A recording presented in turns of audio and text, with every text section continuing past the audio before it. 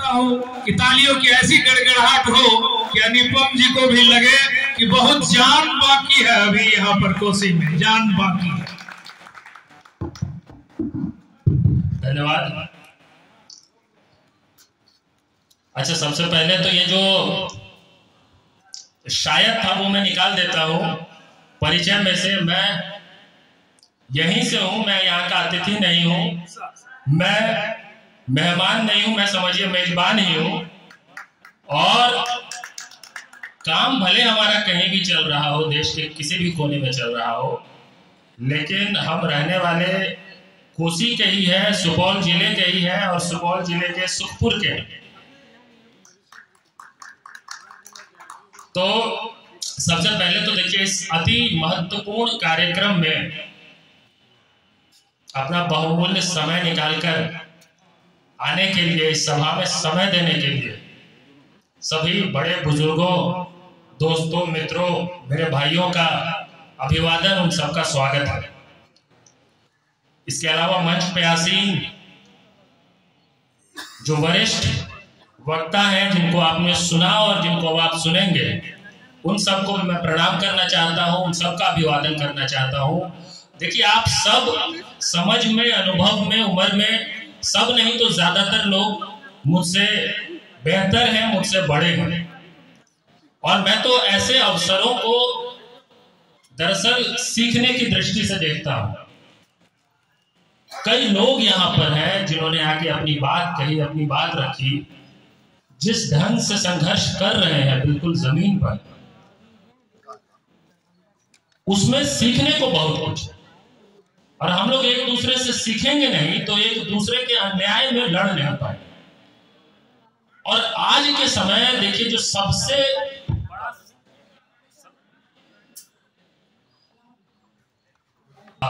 Sorry, तो मैं कोशिश करूंगा कि कोई भाषण नुमा वक्तव्य ना हो और आप लोगों से इस बातचीत के दौरान संवाद हो सके, इंटरेक्शन हो सके किसी तरह का।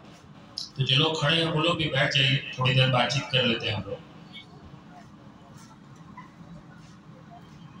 दोस्तों देखिए, बिहार को मैं बागियों और बैरागियों का बिहार मानता हूं।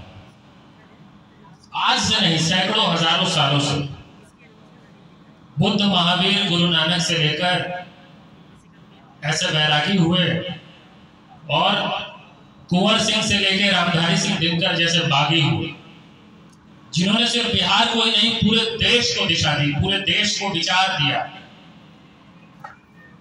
आप देखिए, अंग्रेजों को खदेड़ने में सबसे महत्वपूर्ण भूमिका अगर किसी क्षेत्र को कर्म भूमि की तरह देखा गया तो वो बिहार। आपातकाल का मसला आया तो जिस प्रदेश की सबसे अहम भूमिका रही, जिसकी भूमिका के कारण कई लोग कह सकते हैं, देखिए मैं तो उम्र में छोटा हूं, कुछ लोगों ने वो दौर देखा होगा, जो लोग कह सकते हैं कि देश में लोकतंत्र को दोबारा पटरी पर लाने में सबसे बड़ी भूमिका किसी ने निभाई तो बिहार ने। लेकिन अब ये हो गया है कि ये जो बागियों और बैरागियों का बिहार है, जिसको मैं कहता हूं, वो आज बड़े कठिन दौर से गुजर रहा है। मुझसे पहले कई वक्ताओं ने कहा कि एक डर का माहौल है। ये डर का माहौल सिर्फ बिहार ही नहीं, पूरे देश में है। पंकज जी ने भी कहा इससे पहले ये बात। और इस डर के माहौल में कोई तब तक जुबान नहीं खोलता जब तक कि तलवार उसके अपने गर्दन पे न लटक रही हो। सामने वाले के साथ किसी भी तरह का अन्याय हो रहा हो, हर किसी को सिर्फ अपना इनजस्टिस दिखता है, बाकी उनकी इनजस्टिस की परिभाषा बदल गई। हम ये बात अपने आंदोलन के माध्यम से हमारे साथी हर जगह ये बात करते हैं, और मुझे ऐसा लगता है कि समस्या की जड़ में एक ये बात है कि अगर हम सब एक नागरिक के तौर पर इस बात को समझ ले कि अन्याय के खिलाफ खड़ा होना, लड़ना नहीं तो कम से कम बोलना, और बोलना नहीं, खड़े नहीं होना तो कम से कम ये महसूस करना, एक सॉलिडेरिटी रखना कि कहीं किसी के साथ इनजस्टिस हुआ है, उतना भी अगर रहेगा तो ये सॉलिडेरिटी ऑफ इनजस्टिसेस जो है, इसी से बहुत कुछ सुधर जाएगा हमारे देश में। हो यह गया है कि कोई किसी भी तरह के अन्याय के खिलाफ जब सरकार से, सत्ता से सवाल कर रहा हो तो जवाब सत्ता सरकार से पहले जनता में से ही लोग देने लग जाती है कि भाई जो सवाल कर रहा है वही राजनीति कर रहा है, और जो सरकार में बैठा हुआ वो सत्संग कर रहा है। बस सरकार से सवाल पूछना राजनीति हो गई है और सरकार चलाना सत्संग हो गया है। इस तरह का एक चेंज हो गया है आज के समय में। आप देखिए, किसी समय में हमारे देश में जिसका जन्म ही आंदोलन से हुआ, हमारा जो पूरा स्वतंत्रता संग्राम है उसको क्या कहते हैं? Independence movement. आजादी की लड़ाई को स्वतंत्रता आंदोलन कहते हैं। हमारे देश का विचार निर्माण, देश का जन्म कह सकते हैं, आंदोलन से हुआ। और मुझे याद है कम से कम 7-8 साल पहले तक तो आंदोलनों में एक सकारात्मक ऊर्जा होती थी। कम से कम लोग देखते थे, कहते थे कि आंदोलन है मतलब कुछ पॉजिटिव चीज है। आंदोलन चल रहा है, जन आंदोलन चल रहा है, तो सत्ता को, सरकार को जवाब देना पड़ेगा। आम जनता खुद ब खुद बाय डिफॉल्ट आंदोलन के पक्ष में हो जाती थी। मीडिया आंदोलन की अभिव्यक्ति बनती थी। आरटीआई एक्टिविस्ट हो, अधिवक्ता हो, जितने भी लोग हैं सब लोग एक तरफ होते थे, और जो पावरफुल लोग होते थे, जो सत्ता में होते थे, उनको जवाब देना पड़ता था। क्योंकि आंदोलन का मतलब ही हमारे देश में दशकों से, क्योंकि देश का जन्म ही आंदोलन से, एक पॉजिटिव एनर्जी होती थी आंदोलन में। अभी क्या बना दिया गया है? आप देखिए, कोई आंदोलन कर रहा है इसका मतलब वो कुछ नेगेटिव काम कर रहा है। देखिए, हम सब आपस में एक दूसरे के काम के बारे में बात कर लेंगे, और बेहतर काम क्योंकि ज्यादातर लोग कर रहे हैं तो हम सब तालियां बजवा भी लेंगे एक दूसरे के लिए। लेकिन आम जनमानस किस नजर से इस काम को देखने लगा है, जिसमें बहुत बड़ी भूमिका प्रोपेगेंडा का है, बहुत बड़ी भूमिका जिस तरह से संस्थानों को खत्म किया गया है उसका है, वो नहीं समझेंगे तो लड़ना बहुत कठिन हो जाएगा। आज के दौर में आंदोलन को एक नेगेटिव कोनोटेशन के साथ देखा जाने लगा है। आंदोलन चल रहा है मतलब इसमें कुछ रोका जा रहा है, कुछ रुकावट किया जा रहा है, कोई कुछ करना चाह रहा है उसको रोका जा रहा है। हर जगह यही है। आप स्थानीय स्तर पे करिए, किसी पंचायत में करिए, चाहे राष्ट्रीय स्तर पे करिए। ये जो एक पूरा पर्सपेक्टिव चेंज कर दिया गया है, परिप्रेक्ष्य बदल दिया गया है, आंदोलन को देखने का नजरिया बदल दिया गया है, उसको भी सुधारने की जरूरत है। आप समझिए, तो ये जो मैंने थोड़ी सी भूमिका एक ढंग से बनाई, वो ये समझाने, ये बताने के लिए और अपनी ये बात कहने के लिए कि हमारा देश, हमारा प्रदेश बहुत ही कठिन दौर से गुजर रहा है। वो कितना कठिन है उसका आभास शायद आम नागरिकों को नहीं हो पा रहा है। कुछ लोगों को, जो पत्रकार हैं, जो अधिवक्ता हैं, आरटीआई एक्टिविस्ट हैं, जो सामाजिक कार्यकर्ता, उनको है आभास, ये जो इंटेलिजेंसिया है उसको समझ में आ रहा है। लेकिन एक बड़े वर्ग को इसका आभास नहीं है कि खतरा कितना बड़ा है। और उसको खतरा उसी दिन समझ में आता है जिस दिन तलवार अपनी गर्दन पे लटके। उस दिन जो समझ में आता है कि बहुत कुछ गलत हो रहा है, उस दिन उसको लगता है कि वो मेरे लिए क्यों नहीं बोल रहा, वो मेरे लिए क्यों नहीं बोल रहा। 6 महीना पहले वही किसी और के लिए बोल रहा था तो आप उसी को गाली दे रहे थे। उसके साथ गलत हो गया तो अब वो हर किसी से पूछता है, आप हमारे लिए काहे नहीं बोले, हमारे लिए काहे नहीं लड़े। ये स्थिति हो गई है। तो देखिए, इस कठिन दौर में मुझे इसलिए बहुत खुशी है, और मुझे जैसे ही देखिए अनिल जी को मैं जब से जान रहा हूं, उनके काम को देख रहा हूं, मुझे इतनी खुशी होती है अंदर से कि मुझे हमेशा लगा है कि मैं जिस भी तरीके से उनकी मुहिम में, उनके काम में योगदान दे सकूं, मुझे लगेगा कि मैंने देश के लिए कुछ किया। अनिल जी के लिए नहीं, अपने समाज के लिए, अपने देश के लिए कुछ किया।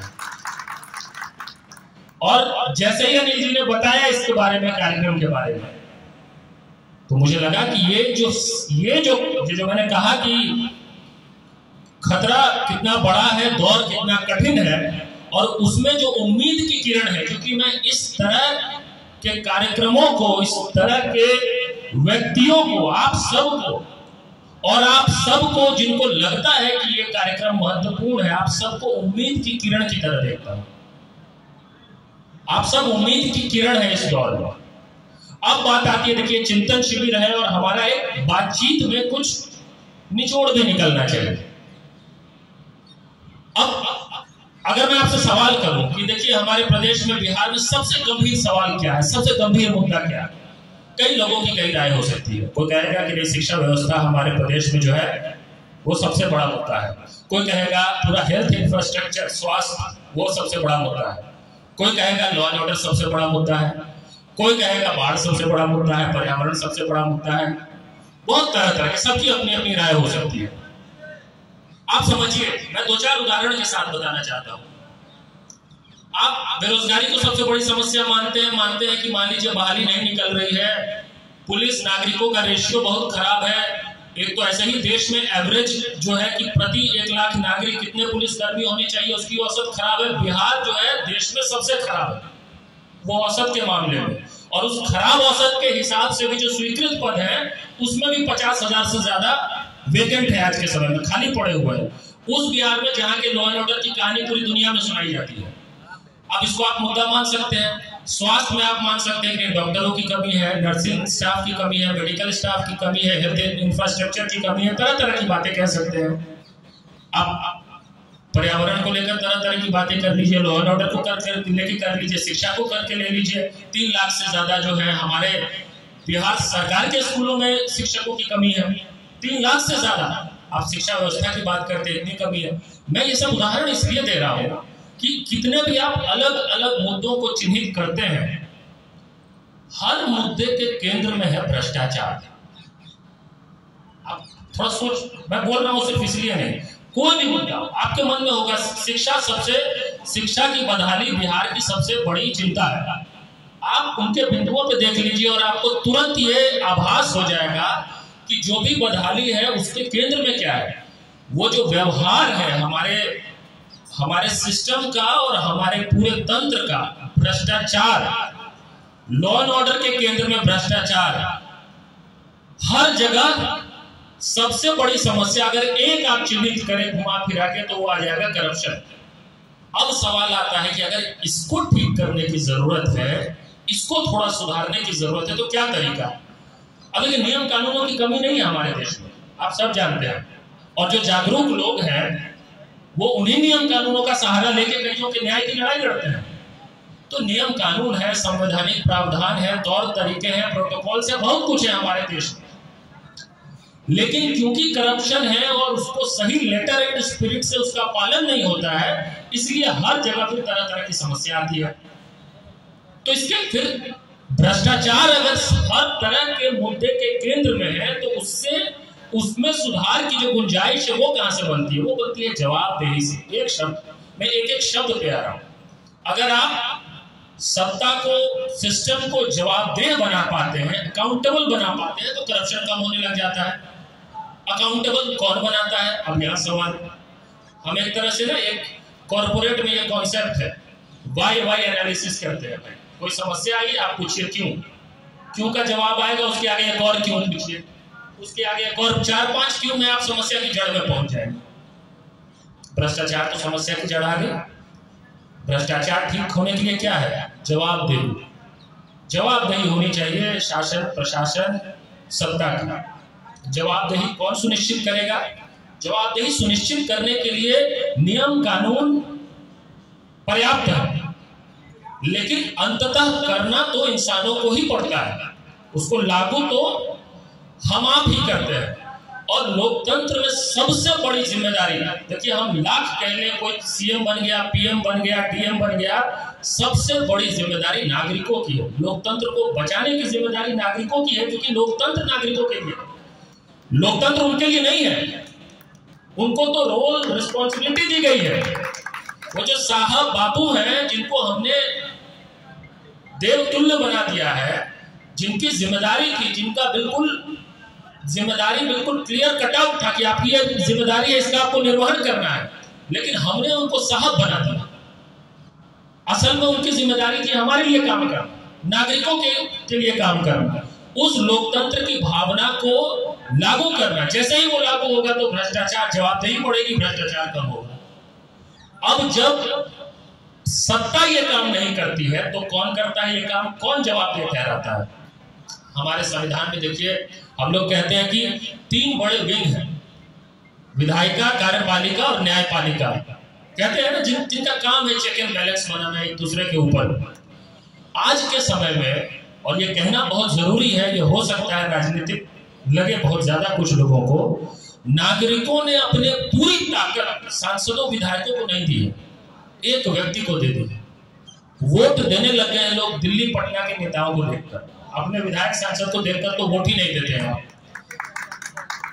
क्योंकि आप अपने विधायक सांसद को देखकर वोट ही नहीं दे रहे हैं, आप वोट दे रहे हैं दिल्ली में बैठा और पटना में बैठा नेता को देखकर। तो उसको वोट मिलने के बाद वो आपकी गली में नहीं घूमेगा, वो दिल्ली और पटना में जो नेता है उसके आगे पीछे घूमेगा। जवाबदेही यहीं से खत्म होने लग जाती है। और उसको अगली बार ये सुनिश्चित करना है कि उसको फिर से वो नेता टिकट दे दे जिस नेता को देखकर आप वोट दे रहे हैं। तो उसको उस नेता की चाटुकारिता करनी है, उसको जनता का काम नहीं करना है। विधायिका खत्म, ये जो मैंने उदाहरण दिया यहीं से भी, संसद खत्म, विधानसभा खत्म, क्योंकि आपने विधायक को खत्म कर दिया, सांसद को खत्म कर दिया। हमारे देश में विधायक सांसद इतने पावरलेस कभी नहीं हुए जितने आज है। आप लोग देखिए, बड़े बुजुर्ग लोग हैं, आप लोगों ने देखा होगा तो कि भाई विधायक होना और सांसद होना क्या होता था। आज जो आपको सांसद विधायक होने के नाते जो पर्क्स मिलते हैं, पॉलिटिकल पावर नहीं है भाई। ऊपर कोई नेताजी है, देवता है, वहां से ही पत्ता हिलेगा और कोई उपाय नहीं है। वो भी आपके सामने असहाय हो जाएगा कि भैया हम तो दफा कर लिया तो हर बात, आप की करिए, आप ज्यादा से ज्यादा और की कह सके तो हर बात कह दिया। भाई आपकी बात नहीं सुनी जा रही है, क्योंकि उस नेता को भी पता है कि उस विधायक को वोट नहीं मिला है। ये विधायक जिस नेता से और ये सांसद जिस नेता से काम करवाने जा रहा है ना, वो भी जानता है कि इसकी औकात नहीं है, वोट इसको नहीं मिला है, वोट मुझे मिला है। मैं आपको एक छोटा सा उदाहरण देता हूं। दिल्ली में एक दिन 2-3 साल पुरानी बात है, यूपीएससी के जो अभ्यर्थी है ना, जिनको आईएएस आईपीएस बनना है, सपना देख रहे हैं, उनको लगा कि सीसेट के कारण, ये जो सीसेट का जो पूरा पैटर्न आया था ना यूपीएससी में, उसके कारण उनके साथ अन्याय हुआ, जो कि सरकार भी मानती है अन्याय हुआ, क्योंकि सीसेट को मान लिया गया है कि वो भेदकारी था ग्रामीण पृष्ठभूमि से आने वाले छात्रों के लिए, हिंदी मीडियम जैसे या नॉन इंग्लिश मीडियम से आने वाले छात्रों के लिए। तो उनकी लंबे समय से मांग है कि उनको कंपनसेटरी अटेम्प्ट मिलना चाहिए। हमसे मिलने आए नहीं थे कुछ 30-35 लड़के, उनके जो आंदोलन के नेता सब थे, कि भैया हमको इसके लिए कुछ करिए। हमने पूछा कि तुम लोग अभी तक क्या क्या किए हो? बोला कि 250 सांसदों से चिट्ठी लिखवा चुके हैं। समझिए, आप आंकड़े पे ध्यान दीजिए। देश के 250 से ज्यादा सांसदों ने उनके पक्ष में, उनकी मांग पे, अपने अपने लेटर हेड पे डीओपीटी को चिट्ठी लिखा। 250 में 150 से ज्यादा, लगभग 200 रूलिंग पार्टी के सांसद है जिनकी सरकार है, लेकिन सरकार की तरफ से जवाब तक नहीं आया। आप मजाक है कि नहीं लोकतंत्र? अगर 250 सांसद के एक डिमांड पे चिट्ठी लिखने के बाद उस पर कुछ ना आए जवाब, क्योंकि कुछ मन बना के रख लिया है ऊपर साहब ने, तो ये लोकतंत्र का मजाक है कि नहीं है? और ये क्यों हुआ? हम उस दिन से सोचना शुरू किए कि ऐसा क्यों हो रहा है। वो इसलिए हो रहा है क्योंकि वो जो सांसद चिट्ठी लिख रहा है ना, वो भी बस अपना पिंड छुड़ा रहा है। उसको घेर लिया कुछ लोगों ने, तो कहा हाँ भाई सही बात है, लिख देते हैं चिट्ठी। और जिसके पास चिट्ठी गई है उसको भी पता है कि सांसद की औकात नहीं है, चिट्ठी लिख दिया है ज्यादा से ज्यादा। ये पॉलिटिकल रिप्रेजेंटेटिव रियल टर्म्स में नहीं है। ये जो पूरी अवधारणा थी कि हमारा देश कैसे चले, संविधान कैसे चले, संसदीय लोकतंत्र कैसा हो, जहां पे कि आप विधायक सांसद को चुनते हैं और विधायक सांसद अपना नेता चुनते हैं तो वो सीएम पीएम बनता है, उसको आपने ही ध्वस्त कर दिया, किसी और ने नहीं किया। आप ही जो है चुनने लग गए सीधा प्राइम मिनिस्टर और सीधा चीफ मिनिस्टर को। अब हम अपने किसी दोस्त से पूछे रांची में, भाई किसको वोट दोगे? बोल दिया राहुल गांधी को देंगे।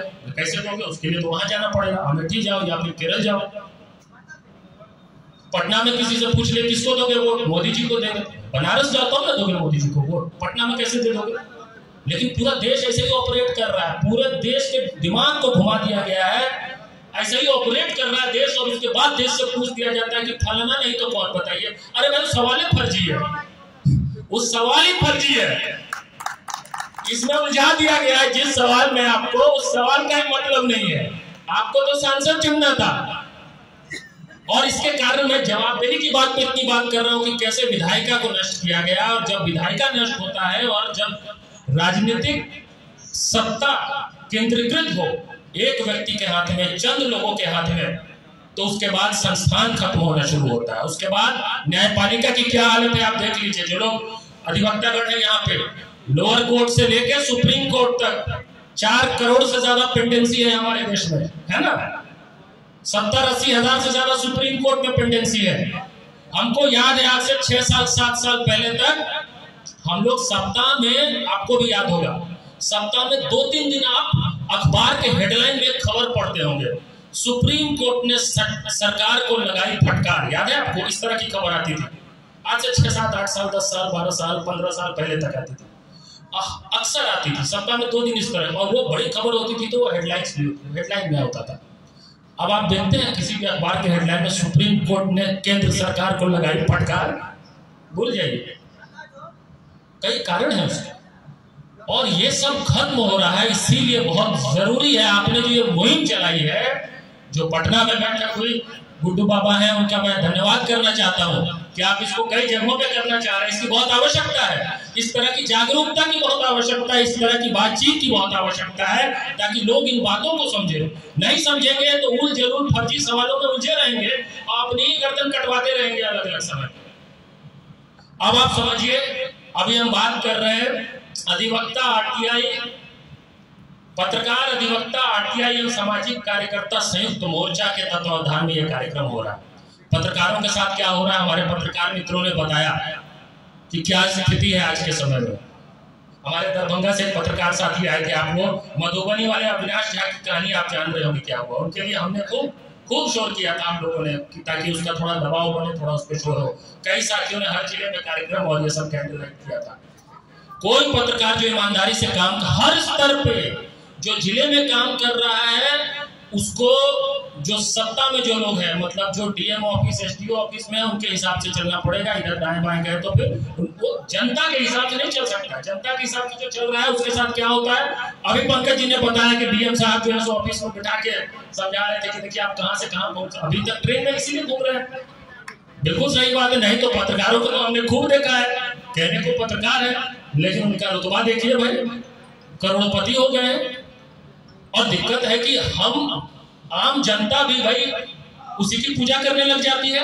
आप मूल्यों की पूजा नहीं करते हैं, विचारों की पूजा नहीं करते हैं, धन दौलत और भौतिकवाद की पूजा करने लग जाते हैं, तो फिर किसी ना किसी दिन पलट के आपके ऊपर भी बात आएगी, उस दिन समझ में आएगा। पत्रकारों की जो हालत है वो गांव-गांव, जिले-जिले से लेकर राष्ट्रीय स्तर तक एक जैसी है। जो बड़े-बड़े सेलिब्रिटी टीवी एंकर्स, हमारे तो कई साथी हैं, मैं तो बता सकता हूं कि कई टीवी चैनल है जिसका मैंने व्यक्तिगत तौर पे बॉयकॉट कर रखा है। अभी हम बहुत बड़ा प्रदर्शन हुआ पिछले महीने, आपने देखा, रेलवे अभ्यर्थियों का, एनटीपीसी ग्रुप डी की परीक्षाओं को लेकर हम ही लोगों ने उस प्रदर्शन को दिशा दिया, गाइड करने का काम किया।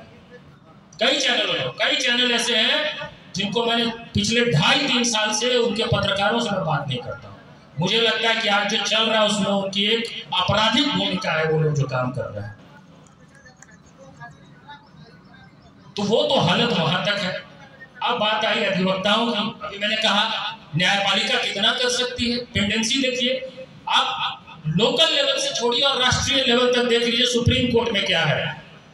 इलेक्टोरल बॉन्ड का एक मामला है, वो इतना गंभीर मामला है कि अगर उसकी तरीके से जांच हो जाए कि कौन देश का बड़ा बड़ा पूंजीपति किस किस पार्टी को कितना चंदा दे रहा है, तो बाकी और चीज क्लियर हो जाएगा कि कृषि कानून किसके लिए बन रहा था, पर्यावरण में अमेंडमेंट किसके लिए हो रहा है, श्रम कानून में संशोधन किसके लिए हो रहा है, सब आपको खुद दिखने लग जाएगा, किसी को बताने की जरूरत नहीं पड़ेगी। लेकिन वो मामला जो है 4 साल से सुप्रीम कोर्ट में पेंडिंग है, और कोई टीवी एंकर के ऊपर कोई एफआईआर कर दे तो 24 घंटे में सुप्रीम कोर्ट सुन लेती है।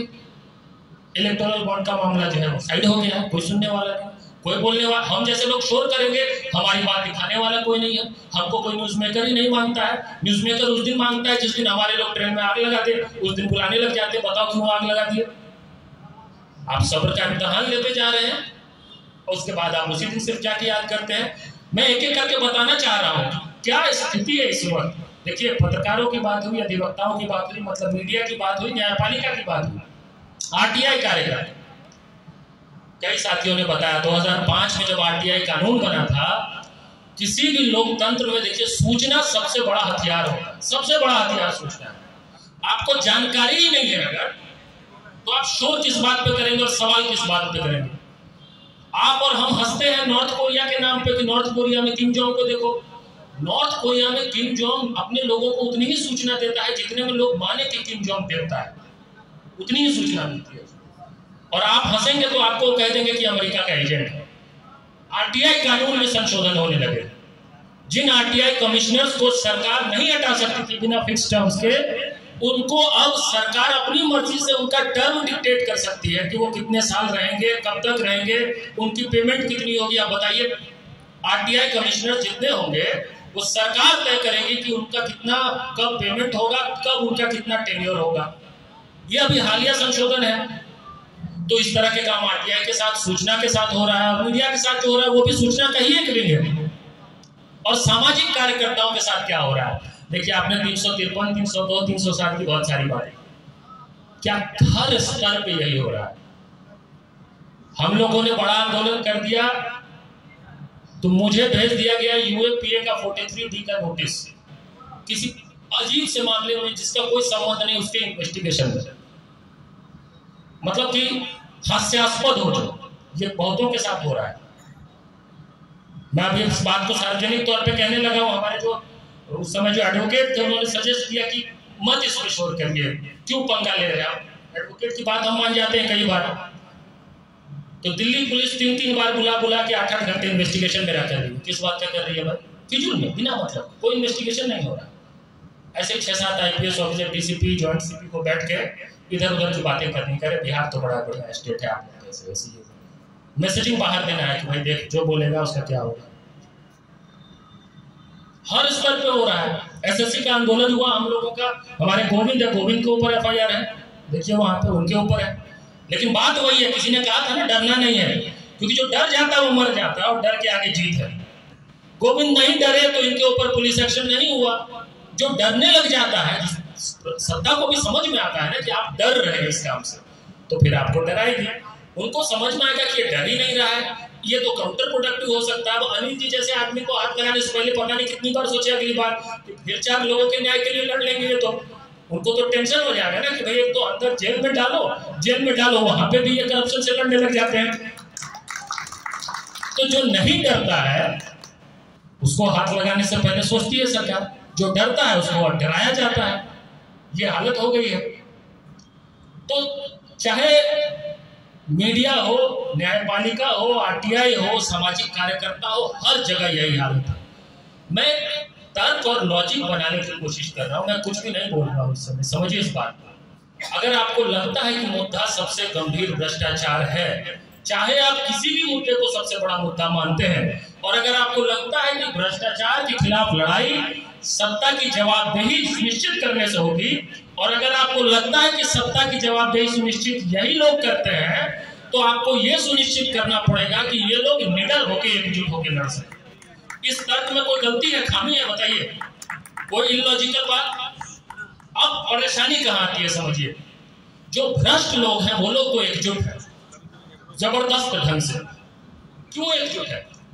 आप समझिए, कोई जो भ्रष्ट व्यापारी होता है उसका अपने चार्टर्ड अकाउंटेंट के साथ जो संबंध होगा वैसा संबंध उसका अपने भाई के साथ नहीं होगा।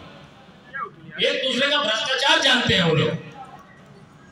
वो लोग तो सबसे मजबूत साथी होते हैं। कोई जो भ्रष्ट अधिकारी होगा उसका भ्रष्ट पत्रकार के साथ जैसा संबंध होगा वैसा उस अधिकारी के अपने भतीजे के साथ नहीं होगा, अपने चाचा, अपने पिताजी के साथ नहीं होगा। तो भ्रष्ट लोग एकजुट हैं, और जो ईमानदार लोग हैं उनको क्या लगता है? उनको लगता है भाई, उनको लगता है हम तो लड़ ही रहे हैं, हमको किसी के पीछे जाने की क्या जरूरत, हमको साथ आने की क्या जरूरत, हमको एकजुट होने की क्या जरूरत। क्योंकि वो निडर है ना, क्योंकि उसको डर इस बात का नहीं है कि कोई कुछ बिगाड़ेगा, और बिगाड़ेगा भी तो देख लेंगे। लेकिन इसका खामियाजा उसको नहीं भुगतना पड़ता है, समाज को, नागरिकों को भुगतना पड़ता है अगर ईमानदार लोग एकजुट नहीं होते हैं तो। और इसीलिए ईमानदार लोगों का एकजुट होना बहुत जरूरी है। आप कोई मंच बनाइए ना बनाइए कोई दिक्कत नहीं है, वो महत्वपूर्ण नहीं है। मैं कई बार, क्योंकि हम लोग जब युवा आंदोलन की बात करते हैं ना, हर सप्ताह मुझे कोई ना कोई संगठन, कोई ना कोई नेता ऐसे मिलते हैं जो कहते हैं आइए संयुक्त मोर्चा बनाते हैं। और मैंने कई संयुक्त मोर्चे देखे हैं जिसका कुछ नहीं हुआ। बिल्कुल ईमानदारी से बात की जाए, होता तब है जब एक्शन में रहने वाले लोग होते हैं, और यहाँ पे हैं वैसे लोग एक्शन में रहने वाले लोग।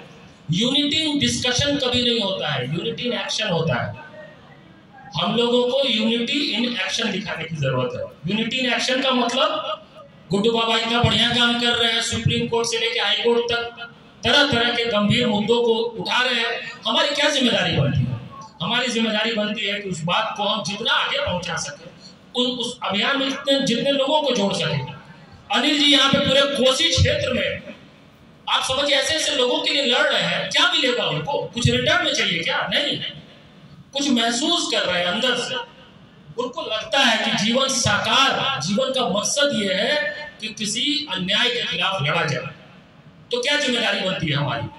जिम्मेदारी ये बनती है कि हमारी आपकी जो भी जितनी भी सीमित क्षमता हो, जैसे पंकज जी ने कहा ना कि मैं पूरी मजबूती से चाहे जो भी हो साथ में खड़ा हूं, उस स्पिरिट से मुझे लगता है कि सबको साथ में खड़े होने की जरूरत है। सिर्फ मंच बनाना काफी नहीं है। मंच बनाना एक एस्पेक्ट है और ऐसे कई मंच बनते बिगड़ते और उसको डीएक्टिवेट होते मैंने देखा। ज्यादा महत्वपूर्ण बात है कि हम सब थोड़ा एक्स्ट्रा एफर्ट डाल के जागरूक रहें एक दूसरे के काम के बारे में, और उस काम को अगर हमको लगता है कि ये सही काम है, ये समाज और देश हित में है, तो उस काम को हम थोड़ा सा पुश करने में अपना योगदान दें, उसमें कोई कोताही ना बरते। बस इतना करने की जरूरत है। और मैं चाहता हूं कि इस बात को आत्मसात करें। यहाँ मंच पर बैठे लोग नहीं, ये कई लोग हैं जो काम कर रहे हैं, आप में से कई लोग हैं। यहाँ जितने भी लोग आए हैं, मान लीजिए ये सोशल मीडिया से बात जा रही होगी कहीं तक, जितने लोग सुन रहे हो, मैं चाहता हूं इस बात को, इस भाव को आत्मसात करने की जरूरत है। अगर ये कर लिया गया तो जो अपना बिहार है ना, जैसा मैंने कहा, बागियों और बैरागियों का बिहार, बैरागियों ने जो आगे चल पड़े तो नया नया धर्म बन गया, और बागी ऐसे जो जिन्होंने बगावत कर दिया तो अंग्रेजों का मतलब पसीना छुड़ा दिया। तो वो बागियों और बैरागियों का जो बिहार है वो उतने ही ज्वलंत ढंग से, उतने ही ऊर्जावान ढंग से, उतनी ही ताकत से पूरे देश दुनिया को दिशा देगा। और इस लड़ाई में बस एक अंतिम नारे के साथ आप लोगों के साथ कि हम सब मिलकर लड़ेंगे और मिलकर जीतेंगे, लड़ेंगे। और तो आप सब मेरे साथ बस ये नारा लगाइए, लड़ेंगे लड़ेंगे लड़ेंगे। बहुत बहुत धन्यवाद दोस्तों।